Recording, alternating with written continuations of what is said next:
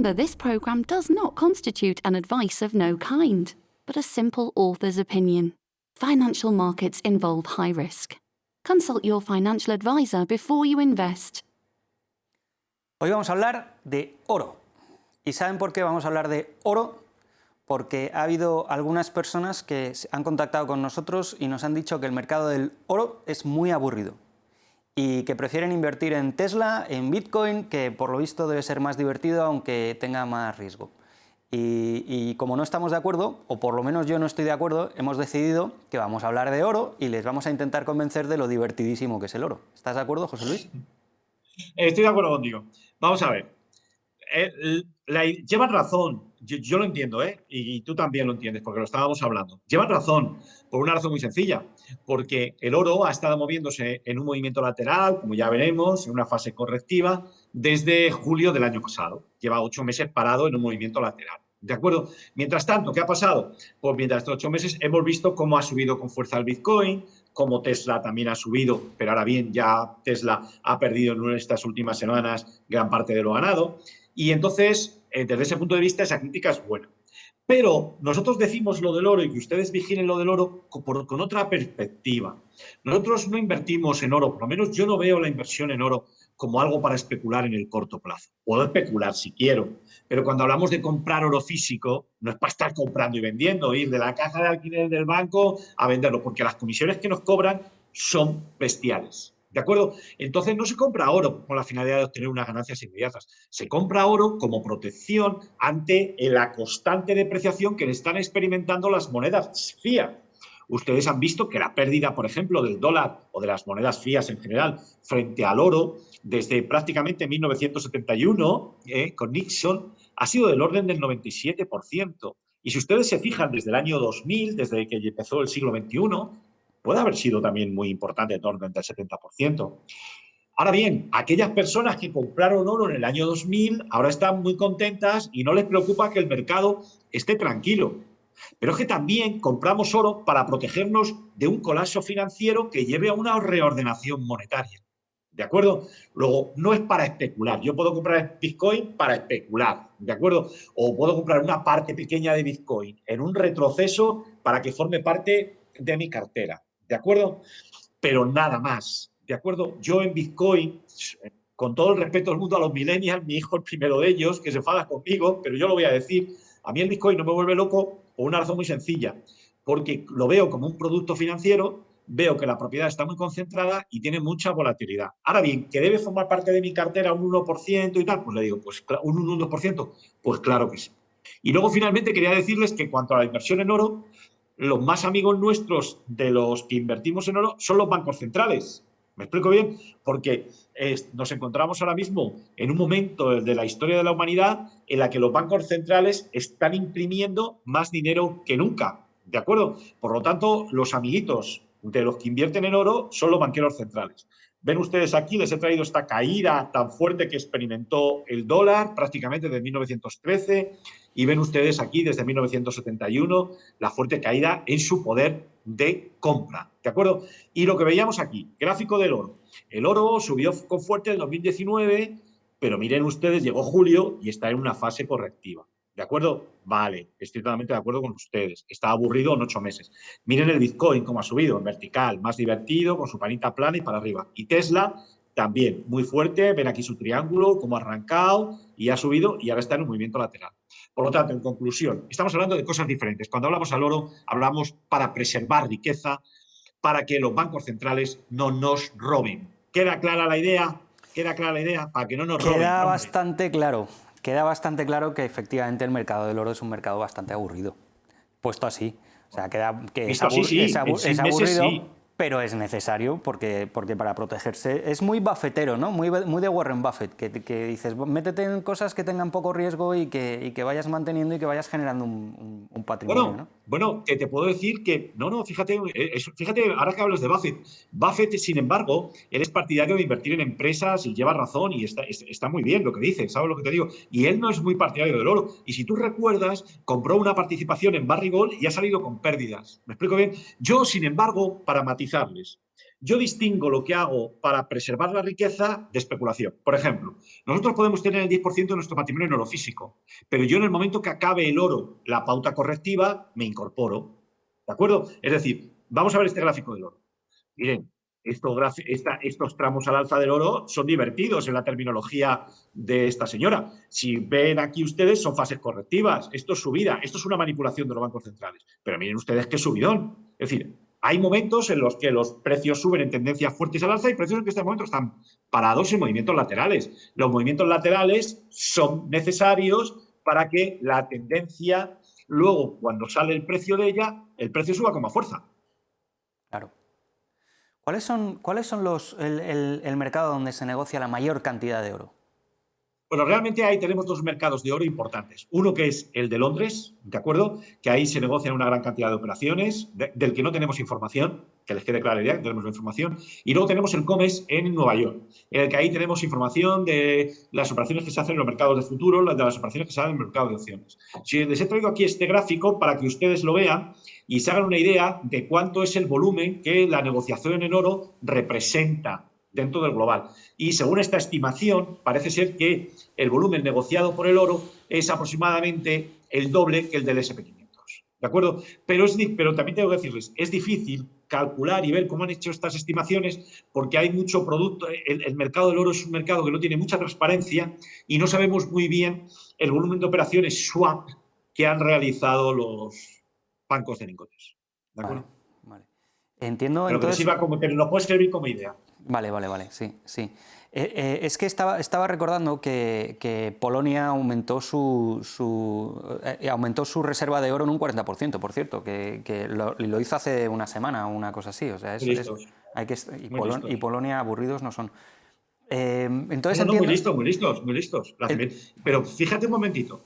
¿Te has visto el desplome que ha tenido la lira turca? Bueno, ¿sabes quién eran los máximos compradores de oro? Los turcos.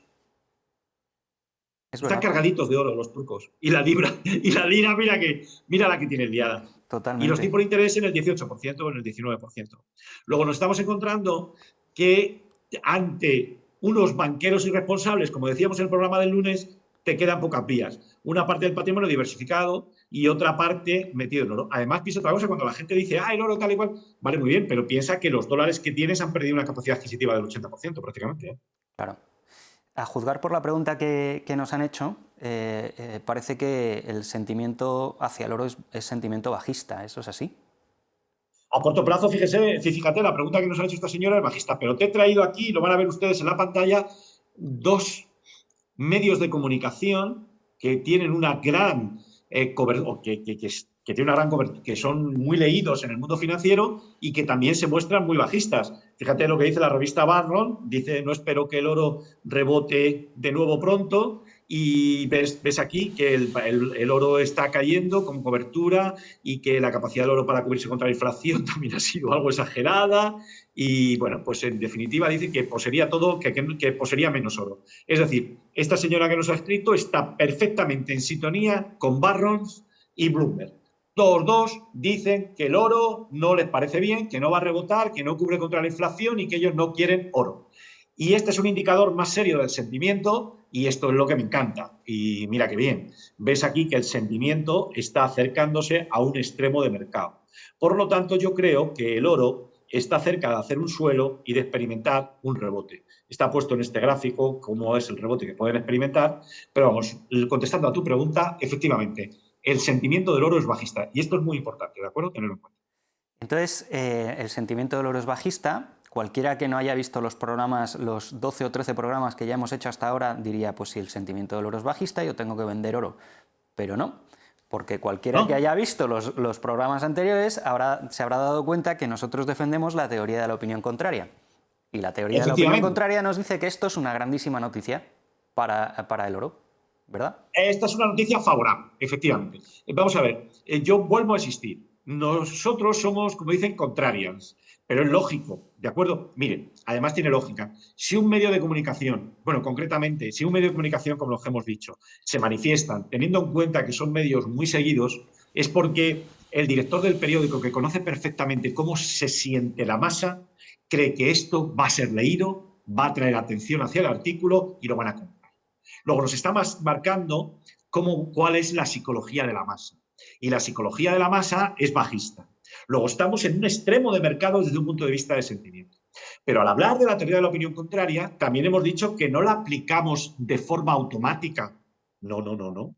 Siempre decimos, hay que aplicar la teoría de la opinión contraria, pero dentro del contexto de la tendencia. Como decía Marcial, efectivamente, esto son buenas noticias para los que creemos que la tendencia del oro es alcista. Y prueba de ello, de un ejemplo, el último ejemplo que tuve de esto fue en el caso de BlackRock. BlackRock publicó hace un año un artículo parecido al que hemos visto en Bloomberg o el que hemos visto en Barron acerca del petróleo y diciendo que, bueno, que el precio del petróleo no iba a subir en la vida. Bien, perfectamente. Ya están viendo ustedes cómo el petróleo ha subido bastante y probablemente la previsión de BlackRock, el único que la tuvo en cuenta fue la persona del gobierno de España que se encargó de elaborar el cuadro macroeconómico, ¿de acuerdo? Porque el resto de los especuladores se pusieron largos. La razón es sencilla. Los periodistas revelan perfectamente a los especuladores el sentimiento del mercado. En el momento en que publican la noticia, la mayor parte de la gente ya ha vendido. Y cuando digo de la gente me refiero a aquellos gestores de fondos de inversión. Y ya han abierto incluso un gran volumen de posiciones cortas. Cuando aparece la publicación en el periódico, aquellas personas, pudiésemos decir, normales, que no forman parte de las élites que están metidas permanentemente en el mercado del petróleo, cuando ven esa información, estos inversores menores, no informados o no formados adecuadamente, les entra el miedo y venden. Bueno, pues lo único que hay que esperar es la capitulación para que a continuación se despliegue un tramo al alza.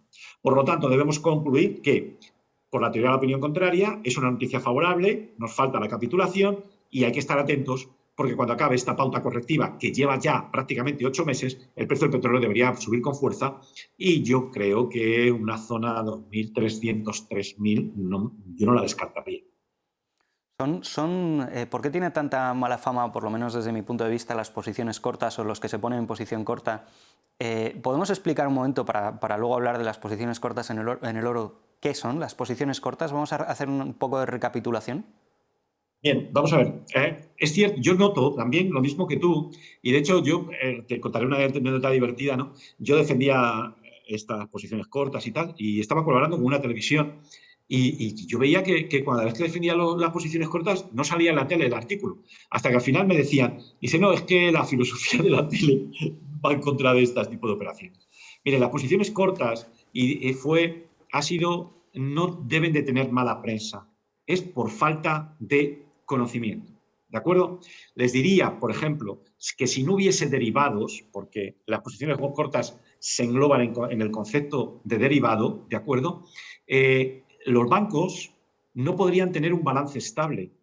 Ustedes piensen que si un banco concede una hipoteca a tipo fijo a 10 años, el riesgo que supone mantener un tipo fijo a 10 años le puede provocar pérdidas en la operación.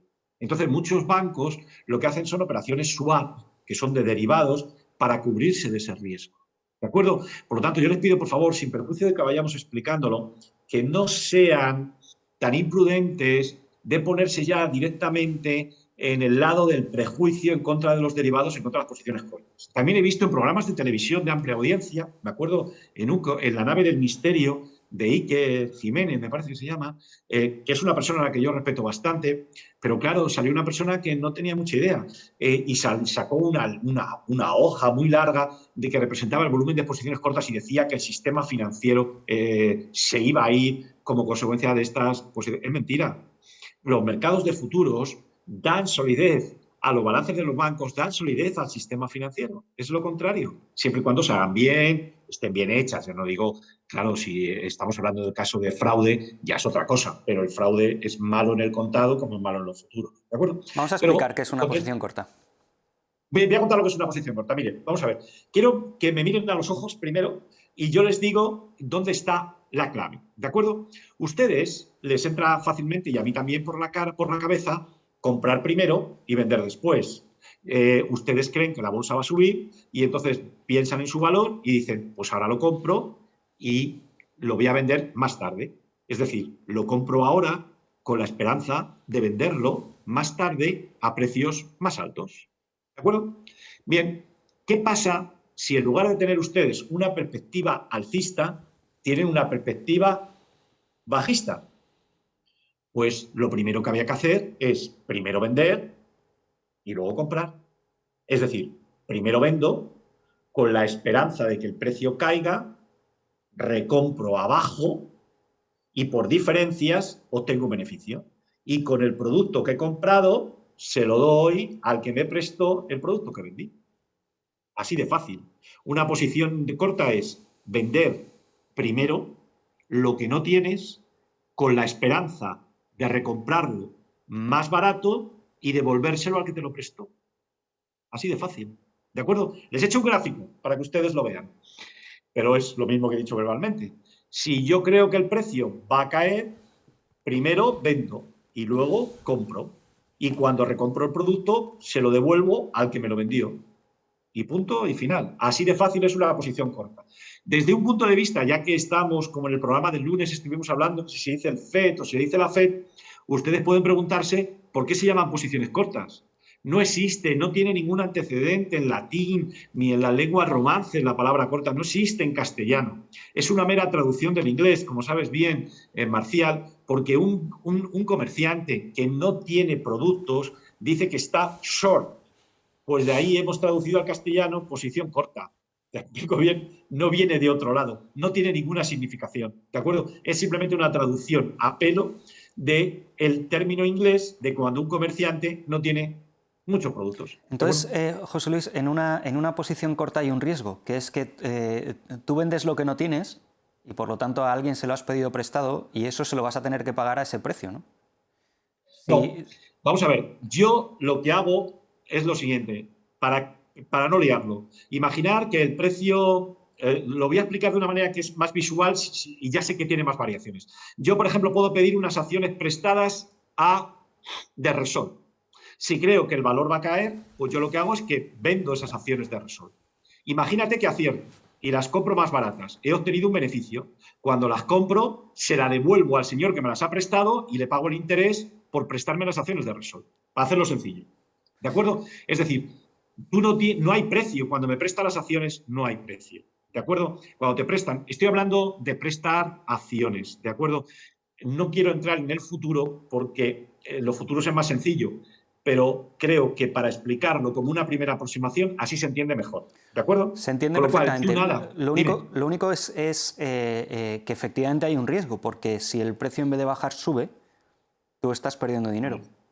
Pero ese riesgo también lo tienes en una posición larga. Claro, Es efectivamente, decir, pero es que cuando compro primero y vendo después, si el precio cae, también pierdo. Pero lo bueno que tiene, querido amigo, mira la idea que tiene. Yo estoy entusiasmado. Es que no podemos dedicarnos a los mercados de futuros en este programa, pero yo estoy entusiasmado con los mercados de futuros y este tipo de posiciones. Mira la ventaja que tiene. Si tú no tienes dinero, no puedes especular en bolsa. Y precisamente son los pobres los que tienen que especular en bolsa. Si estoy operando en un mercado de contado, si tengo 100 euros, nada más que puedo invertir 100 euros. Pero un mercado de futuros, si tengo 100 euros, me puedo apalancar y meter 1000 euros. Pero es que además, si en el mercado de futuros tiene posiciones cortas, puedo especular al alza o a la baja. Luego puedo especular en los mercados de futuros al alza, a la baja y sin dinero. Lo único que se me exige es talento. Esto es lo más maravilloso que ha habido, porque permite a las clases bajas llegar a niveles superiores, ¿de acuerdo? Solo por el talento. Por eso yo soy fan de los mercados futuros y que a mí se metan contra ellos me parece mal. Cosa distinta es que se regule, se vigile, se hagan las cosas bien. Pero a la gente normal que está sin dinero, lo único que precisas es talento para poder especular, ¿de acuerdo?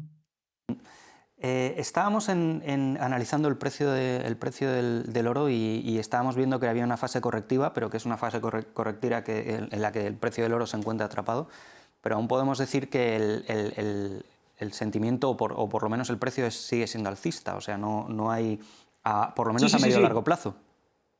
Sí, la tendencia sigue siendo alcista. Fíjense en este gráfico mensual, miren ustedes cómo subió el precio del oro. Aquella señora que nos decía al principio que el precio del oro era aburrido, mira cómo subió de 2003 a 2011. Prácticamente se multiplicó de $200 a 1.800. ¿Me explico bien? Si te fijas además, aquí inició un movimiento lateral. Fíjate cómo ahí tenía una resistencia en los 1.350, 1.400 y mira cómo la supera. Y ahora, después de esta subida, está cayendo. Pero si tenemos en cuenta el recorrido en precio que hizo desde aquí hasta el máximo, y lo llamamos H, ahora mismo está el mínimo que ha hecho, lo hizo en 1676, que es el 0,382 de H. Luego esto, en principio, es una corrección normal y corriente, ¿eh? Una corrección normal y corriente. No es el comienzo de un mercado bajista, ¿de acuerdo? Por eso yo creo que en esta zona, si hace suelo, el primer objetivo estaría aquí, 2.200, y si lo supera, al 3.000. La semana pasada, perdón, el lunes pasado, estuvimos hablando de que la variable fundamental que impactaba en la inflación es el petróleo. ¿Podemos ver que hay alguna variable de la que dependa el precio del oro? Porque al final... Bueno, sí, vamos a ver.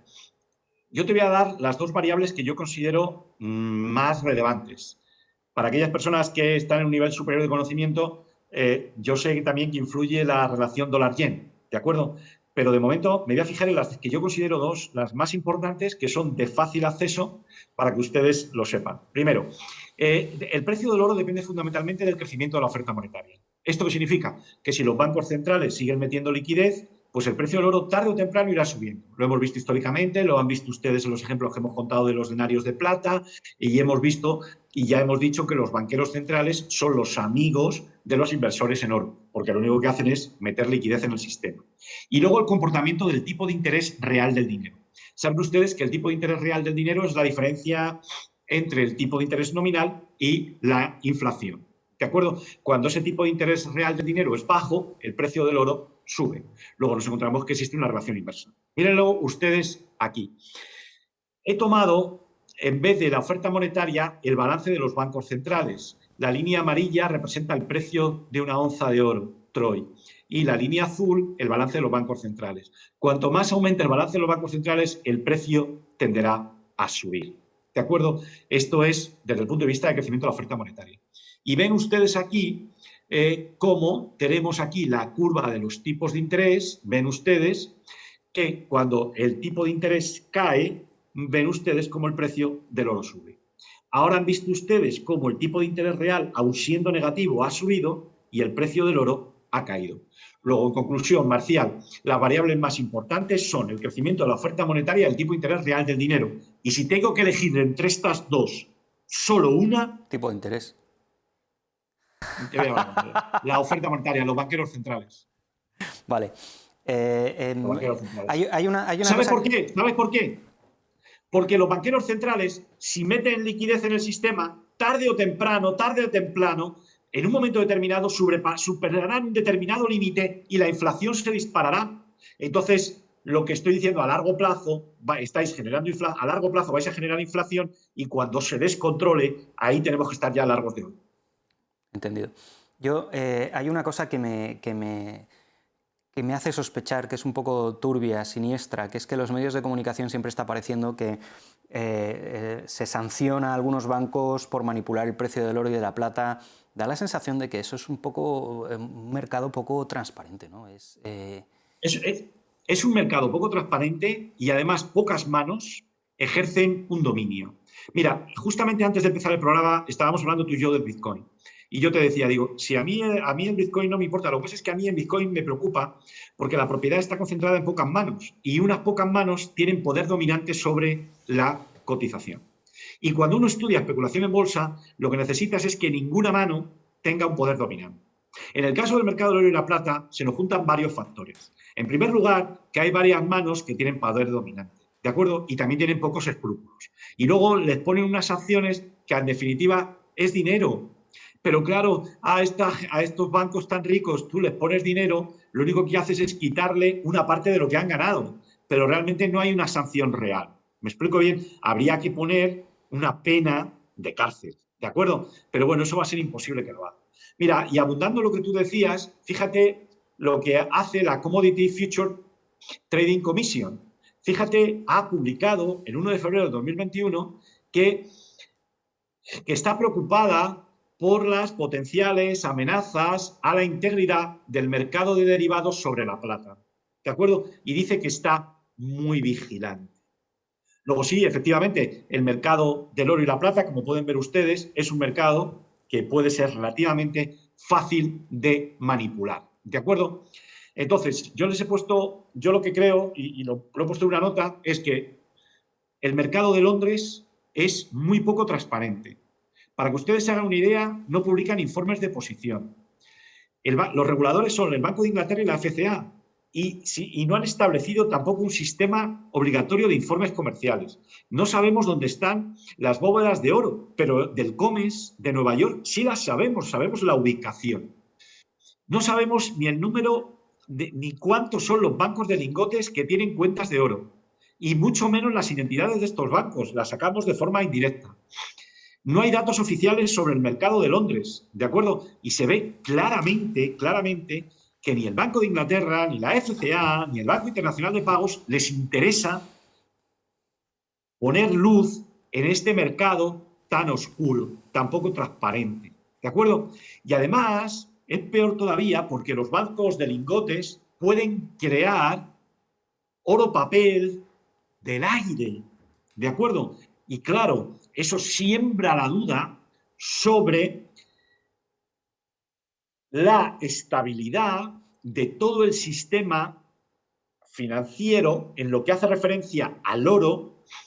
Quiebra esa estabilidad porque no sabemos si en un momento determinado la gente pidiera transformar el oro papel en oro físico, si habría oro físico suficiente para que los bancos de lingotes cumplieran sus compromisos. Luego, muy poco transparente. Sí, señor. Sí. Me estaban preguntando ahora por Twitter, oye, pero escúchame una cosa, yo voy por la calle y entro en mi sucursal bancaria y saco dinero y no tengo problema.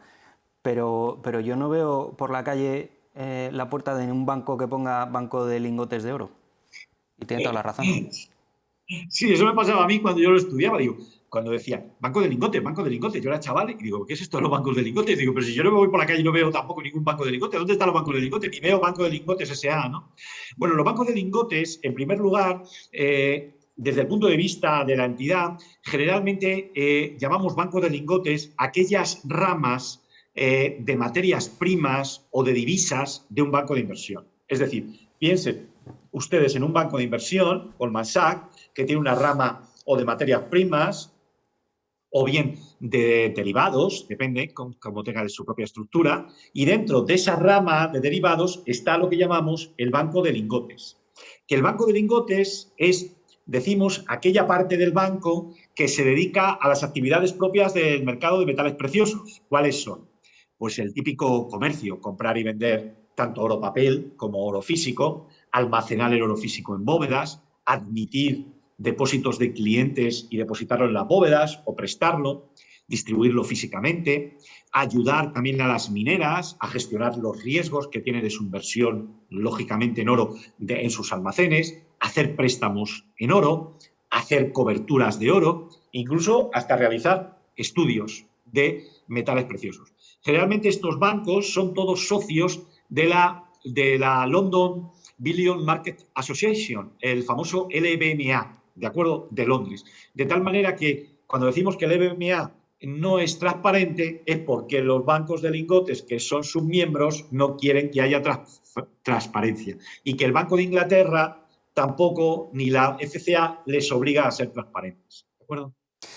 Imagínate que yo tengo un medallón heredado de mi bisabuela de oro, ¿lo puedo depositar en un banco de lingotes? Bueno, eso mejor es que lo deposites en una caja de alquiler. Los bancos de lingotes admiten depósito de oro, pero fundamentalmente, como dice su nombre, de lingotes. El medallón que tú tienes es un medallón, no es un lingote. Cosa distinta es que si es tan grande como para hacer un lingote, entonces sí lo podrías depositar. Hay que hacer un lingote con él. Sí, hay que hacer un lingote con él, vale. Vale. El banco de lingote admite depósitos de oro de particulares en lingotes, del mismo modo que la banca comercial admite depósitos de moneda fiat, euro, dólar, etc. Y los bancos de lingotes tratan los depósitos de oro y plata de la misma manera que hacen los bancos comerciales con los depósitos denominados en dinero o moneda fiat. Pero fíjate qué curioso de la diferencia que existe. Mientras que todo el dinero depositado de los clientes está sometido a un control estricto, hay unas normas estrictas, en los bancos de lingotes estas normas no están tan claras, ¿de acuerdo? No hay un control tan estricto, ¿de acuerdo? Es decir, que si nosotros depositamos un lingote de oro en un banco inglés, en un banco de lingotes de Londres o de Suiza, este banco puede coger tu lingote y prestárselo a otro o emitir oro papel. Y si mi lingote, que está numerado, se lo presta a otro, que entiendo que la ley lo permite y que se puede hacer sin ningún problema, y ese otro lo pierde, ¿yo he perdido mi lingote? Vamos a ver, si el banco le presta el lingote a otro y este otro no le devuelve el lingote al banco y el banco no quiebra, no tienes problema, porque el banco te dará el oro. Tú has depositado el oro en el banco, no te van a dar el mismo lingote con el mismo número, sino que si el banco no quiebra, te devuelve otro lingote y él puede soportar la pérdida. Ahora bien, si el banco quebrase, te quedas sin lingote. Vale, y yo le puedo decir al banco que ni se le ocurra tocar mi lingote con estos numeritos. Efectivamente. ¿Y cuál es, perdona, ¿y cuál es la diferencia? Los bancos de lingotes tienen dos tipos de cuentas. Unas que llaman, y esto es importante, cuentas de oro asignadas, ¿de acuerdo? Y cuentas de oro no asignadas. Las cuentas de oro asignadas es la que tú quieres, para que no toquen tu lingote. Tu lingote es segregado, se pone el nombre tuyo en donde lo almacenen en la bóveda y el banco de lingotes es un mero custodio. En este caso se dice que el oro está marcado o que está aportado. Y entonces tu título legal como propietario del oro está inmaculado, está intacto. El banco quiebra, tú vas y tu lingote estará disponible. Pero si tu lingote de oro lo tienes en una cuenta no asignada, tú dejas el lingote y el banco contrae el compromiso a ti de devolverte una cantidad de oro. No te va a devolver el lingote número 1111, sino que te va a devolver tantas onzas de oro que son las que tú depositaste en su día, pero con otro número de lingotes. El banco de lingotes tiene un pasivo frente al cliente. Si el banco quiebra, te quedas sin lingote. ¿Por qué? Porque tú, como acreedor ordinario del banco, vas a la lista general. Y si llegas y te dan oro, bien. Y si llegas y no hay oro, pues te quedas sin oro. ¿Quiénes son estos bancos de lingotes? Bueno, realmente no tenemos muchos nombres, pero bueno, la idea que tenemos es que hay aproximadamente unos 35, van cambiando. Por ejemplo, ahora te contaré, ha habido uno en un banco canadiense que es un banco de lingotes que prácticamente ha cerrado el chiringuito porque no tenía gran rentabilidad. Entonces, si seguimos los criterios de la LBMA, la asociación esta de Londres del mercado del oro, tenemos los que llaman como creadores de mercado frente a otros miembros que son de pleno derecho. En los creadores de mercado te puedo dar ejemplos de nombres como puede ser Goldman Sachs, JP Morgan, Morgan Stanley, hay también más, concretamente son 13. O bien pueden ser miembros de pleno derecho, que son gente que opera en el mercado de oro y quiere estar, pues lógicamente, en la asociación para tener la información, para tener los contactos, para hacer las operaciones en el LBMA con total tranquilidad. Y tenemos, por ejemplo, el Credit Suisse, el Banco de China, el Commerzbank. Incluso el Commerzbank está muy chulito porque dice que él es uno de los 3 mejores del mundo, de los 3 más importantes del mundo en el mercado de oro. Pues estará muy chulito, pero yo estoy viendo que el tamaño del mercado y de los bancos que operan en oro no es muy relevante. Vamos, es prácticamente irrelevante a nivel mundial. Bueno, concretamente hay que distinguir dos partes. Una parte que es el oro papel y otra parte que es el oro físico. El oro papel es donde más se negocia, ¿de acuerdo? Y claro, tú te refieres al oro físico. En cuanto al oro físico, para que te hagas una idea, el lado físico del mercado del oro de Londres es simplemente un espectáculo secundario, ¿de acuerdo? Porque es muy poca cantidad. El negocio real, donde están involucrados realmente los bancos de lingotes y donde intenta ganar la mayor cantidad de dinero, es en el oro papel. Entonces, ellos controlan el oro papel y controlando el oro papel, controlan el oro físico. Y luego, además, hacen todo lo posible para que el entorno sea lo más opaco. Entonces vamos a ver qué es el oro papel, porque tal y como lo estoy entendiendo, yo creo que es lo mismo que el patrón oro cuando el dólar estaba unido al patrón oro, pero o sea, ¿es exactamente lo mismo o no? Vamos a ver. Lo importante que tenemos que tener en cuenta es que nosotros invertimos en oro e invertamos en oro físico. Todo lo demás, como decía JP Morgan, es crédito. ¿De acuerdo? ¿Por qué? Vamos a ver. Si yo, por ejemplo, entro en un ETF, me tengo que asegurar que el ETF, el dinero que yo he invertido en el ETF, esté replicado en oro físico en las bóvedas de un banco y que haya la correspondiente auditoría. ¿De acuerdo? Entonces estaría más seguro. Sería el segundo nivel de seguridad, que yo no me fío tampoco, ¿vale? ¿Ok? ¿Queda clara la idea? Luego podemos comprar oro a través de contratos de futuros, ¿de acuerdo? Entonces, en los contratos de futuros, generalmente, en los contratos de futuros, al final del vencimiento, cuando llega la fecha de vencimiento, se suelen liquidar por diferencias. La gente no suele pedir que le entreguen el oro físico tras haber comprado un futuro de oro. Ahora sí, ahora la gente tiene tanto miedo que está obligándole al COMEX a que le entregue el oro, ¿de acuerdo? Pero si estáis comprando futuro, tú, Marcial, si compras un futuro, puede estar tu inversión en el aire. Y luego puedes también hacerlo a través de contratos swap. Hombre, tú no lo vas a hacer, lo haría una gran empresa. Estas son las tres formas fundamentales de que vas a tener oro en papel, porque no hay fondos de inversión en oro, ¿de acuerdo? Hay fondos de inversión en empresas mineras, pero no hay fondos de inversión en oro, ¿de acuerdo? Para invertir en oro tienes que ir a ETFs, ¿de acuerdo? O bien el oro físico, o bien contrato de futuro y opciones. Los swap no están a nuestro nivel, ¿de acuerdo? Están para las empresas mineras. Es otra. El volumen Es otra liga. el valor de ese volumen de contratos de oro puede llegar a exceder el volumen de oro que se tiene depositado, ¿verdad? Por supuesto. El valor del volumen de contratos de oro que venden los bancos de lingotes excede ampliamente del volumen de oro que tienen depositado en sus cámaras acorazadas. Y como ya sé que te estás preguntando, supera ampliamente los depósitos de oro en cuentas no asignadas, porque estos son los que pueden disponer los bancos. Claro. Los bancos de lingotes no cumplen coeficientes de caja por los depósitos de oro.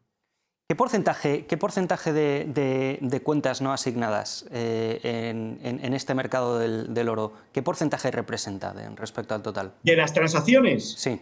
Pues hombre, yo sinceramente, por lo que estiman la gente que está metida en este negocio, dice que el 95% de las transacciones de los mercados de metales preciosos se realizan con metales sin asignar.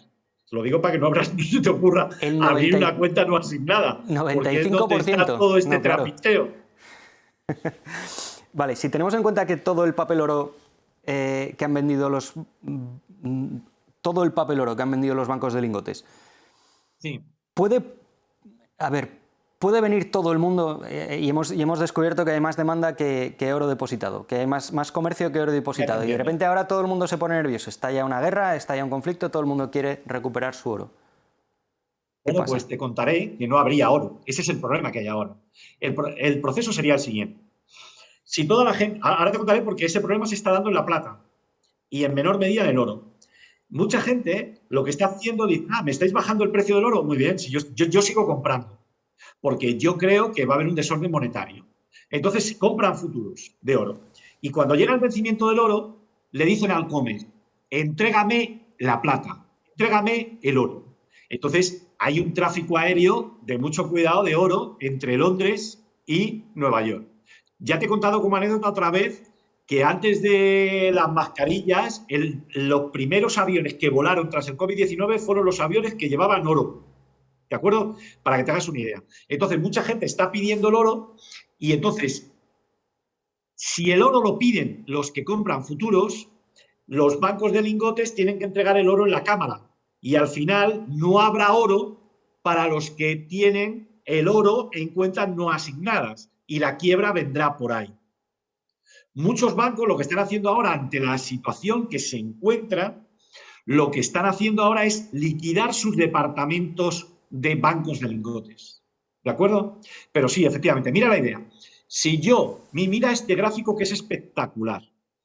Miren ustedes cómo del 11 de febrero a marzo, al 10 de marzo, miren ustedes cómo se han disparado las entregas físicas de oro vía contratos de futuros. Es decir, nos encontramos que el precio del oro cae y la gente no deshace el contrato de futuros, sino que dice, no, ya sé que he comprado caro, pero me lo llevo. Fíjate la confianza que hay en el sistema, tío.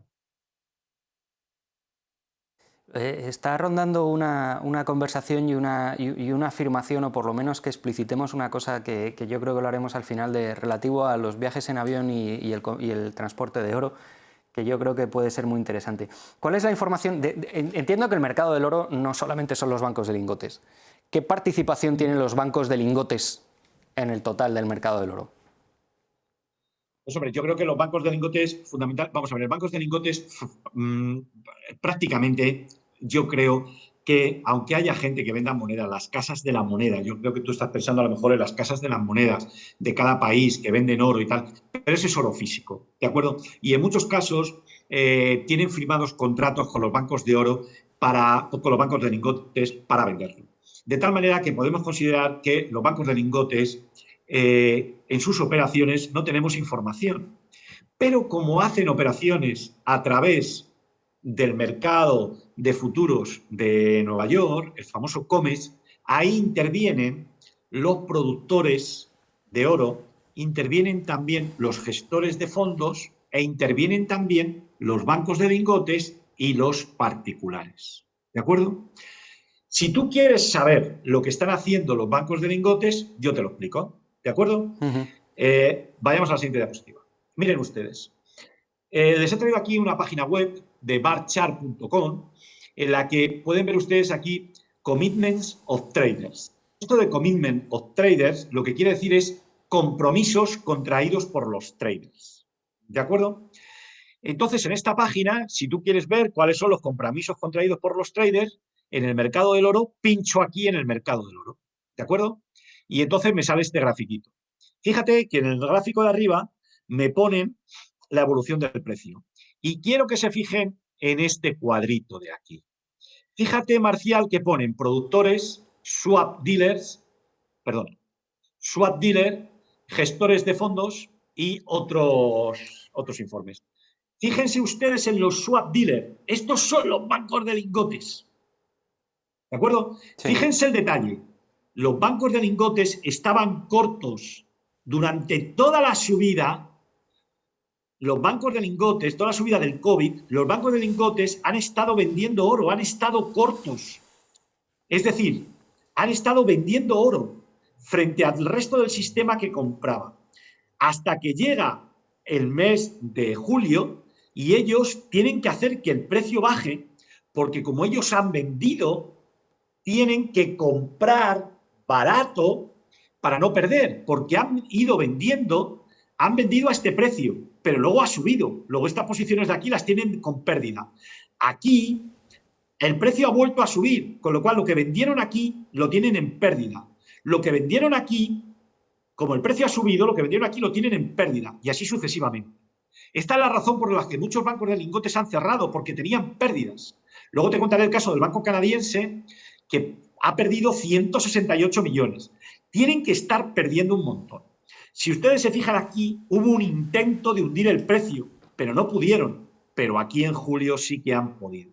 Y ahora, si te fijas aquí, puedes ver que están reduciendo el volumen de posiciones cortas. Están comprando, cancelando posiciones cortas, aprovechando que han conseguido machacar el precio del oro. Entonces, miren ustedes cómo... Perdona. Miren ustedes cómo aquí el volumen de posiciones cortas se ha reducido. Están comprando. Y aquí tengo un gráfico en el que se ve claramente que ahora están reduciendo el volumen de posiciones cortas. Han intentado hundir el precio para cancelar posiciones cortas. Y miren aquí, están pasándolo mal. El Scotiabank es el banco canadiense que ha cerrado esta semana, ha liquidado todas sus posiciones en derivados, perdiendo 168 millones de dólares. Si este banco de lingotes pierde, todos tienen que estar sufriendo. Y han manipulado desde agosto el precio del oro para poder comprar más barato y así reducir sus pérdidas, porque pérdidas van a tener. Entonces, ¿por qué no sube el precio del oro? Si están recomprando contratos que habían vendido previamente, ¿por qué no sube? El precio del oro no sube porque a ellos no les interesa. Ellos han tratado de vender y han vendido todo lo que han podido aquí, amenazando a la gente, metiéndole miedo a la gente, para que esta gente venda. ¿De acuerdo? El problema que te encuentras es que la gente esta vez no ha caído el precio porque lo han hundido ellos. Pero realmente la gente lo que ha hecho es comprar, como he visto, como he mostrado antes, compraban futuros y les están pidiendo que les entreguen el oro físico. Y no tienen oro suficiente para atender toda la demanda. Luego ellos han tratado de hundir el precio y ahora están intentando salir como pueden. ¿De acuerdo? De tal manera que ven ustedes aquí como están cancelando locos, al ritmo loco, para tratar de aprovecharse de los precios bajos que han intentado presionar para que caigan. Fíjate que te he mostrado una nota del órgano supervisor del 1 de febrero diciendo que van a vigilar muy de cerca lo que está pasando en La Plata, porque en La Plata está pasando peor, la situación es todavía más grave. Y están diciendo que van a seguir muy de cerca el comportamiento de la evolución del precio por si hubiera alguna cosa rara. Imagínate la que tiene que haber liada detrás de esto, para que luego me diga la señora del principio que el mercado del oro no es divertido.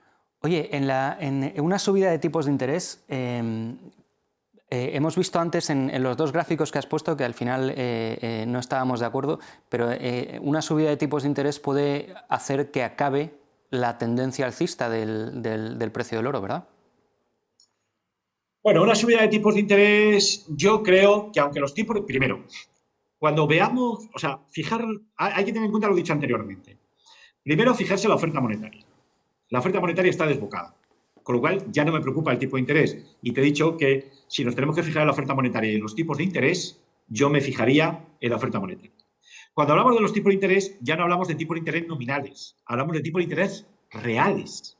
Si sube el tipo de interés nominal y sube la inflación, me explico bien, el tipo de interés real se mantiene inalterado. Pero aún así, teniendo en cuenta que los tipos de interés nominales son demasiado bajos, como para proteger a las monedas fiat, yo creo que los tenedores de oro no deben preocuparse por la subida de los tipos de interés nominales. ¿De acuerdo? En segundo lugar, la tendencia de los tipos de interés nominales sigue siendo bajista. Lo único que hemos asistido ha sido un rebote. Recordemos el impulso crediticio chino, que anticipa el desvanecimiento de la tasa de crecimiento de China. ¿De acuerdo? En tercer lugar, el riesgo de colapso monetario es alto. Hemos visto Turquía. ¿De acuerdo? Y en cuarto lugar, hay muy poco oro físico en el mundo. Los bancos de lingotes tratarán de recomprar los contratos que han vendido, los máximos que puedan, y a ver cómo suministran al mercado todo el oro que hay. Nos estamos encontrando que hay poco oro físico, la gente demanda oro físico, ¿de acuerdo? En monedas no hay, el precio de las monedas está subiendo y el oro papel cae. ¿Por qué? Por la manipulación de los bancos de lingotes. Queda clarísimo. Pues tengo una última pregunta. ¿Cuánto oro crees que queda en Venezuela? El oro que queda en Venezuela, pues yo me imagino que estará en las cámaras en las bóvedas de Londres. ¿Me explico bien? Ahí es donde estará. No, dicen que en Estambul, ¿no? Que pasó tras un breve paso por Madrid que realmente no se produjo, se fue a Estambul, ¿no? Bueno, la verdad es que yo no lo sé, pero piensa que este mercado es de los más opacos del mundo, con lo cual a mí no me extrañaría que estuviera ahí. Pienso que las personas que lo hacen son inteligentes y tienen los medios para poder hacerlo. Si vas a mover riqueza por lo que hemos visto, por la opacidad del mercado, por lo difícil que es, por la capacidad de manipulación que se tiene, si vas a mover riqueza, lo tienes que hacer con oro. Vamos, sin duda. Claro. Pues lo vamos a dejar aquí porque ya se nos ha ido completamente el tiempo y además nos tenemos que conseguir fuerza para vernos otra vez el lunes a las 7 de la tarde en el juego de la manipulación. José Luis, muchísimas gracias de nuevo y pasen ustedes un buen fin de semana. Un placer.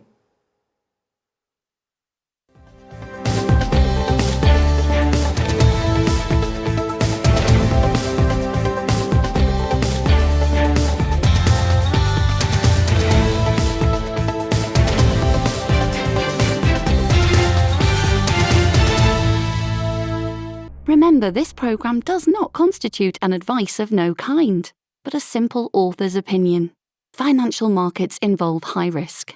Consult your financial advisor before you invest.